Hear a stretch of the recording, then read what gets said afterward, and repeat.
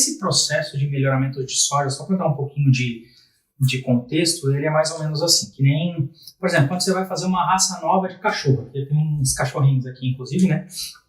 Quando você vai fazer uma raça nova de cachorro, como é que funciona? Você vai cruzando e essas características vão perdurando ao longo do que vai surgindo uma nova população, né? É engraçado que é o mesmo princípio usado da estatística e o mesmo princípio utilizado para a parte de machine learning também, só que feito na vida real, né?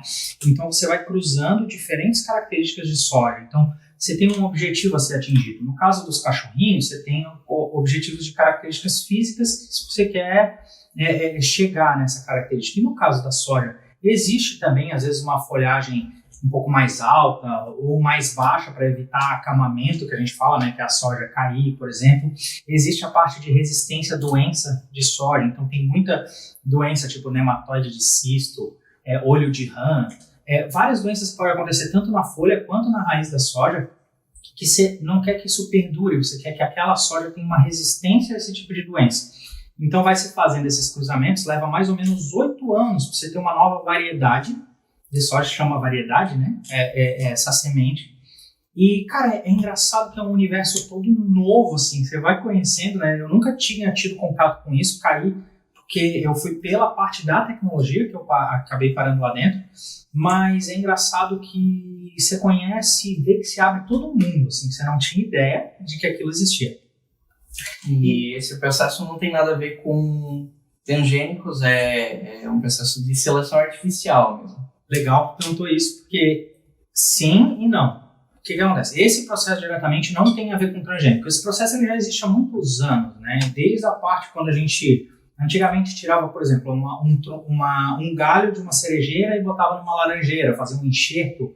Isso é uma forma de estar manipulando a planta, né? E como ela faz. Então, você consegue fazer enxerto numa árvore de várias outras árvores frutíferas e na mesma árvore dá vários frutos diferentes. Você vai manipulando, né, o que é por padrão da natureza, você consegue fazer isso. E quando você faz através do cruzamento, você vai atingindo esses resultados. Porém, existem alguns fungos que você consegue implantar características genéticas, né? Quando você vai fazendo um melhoramento genético clássico, acontece uma parte da genética que é para verificação, para ver se está dando certo. Vamos dizer assim, aquele gene está perdurando, então você faz uma parte não invasiva, você faz só um acompanhamento disso. Agora, quando você vai efetivamente colocar uma característica genética, que é o transgênico, você utiliza algum meio para fazer isso. Uma das formas é através de um fungo, né?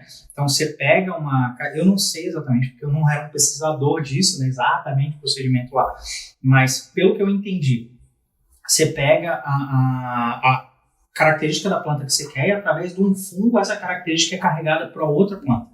E aí depois você vai cruzando e isso perdura, entendeu? Você vai multiplicando essa planta e já tem essa característica. Então é uma indução um pouquinho mais forçada desses genes. E o pessoal tem muito medo de transgênico, não é nem tanto porque é perigoso ou não sei o quê, é porque ainda não se tem dados suficientes para saber se faz mal, ou se faz bem ou tal. Então o pessoal fica muito na dúvida daquilo que não está batido na pedra, sabe? Que não é certo, assim.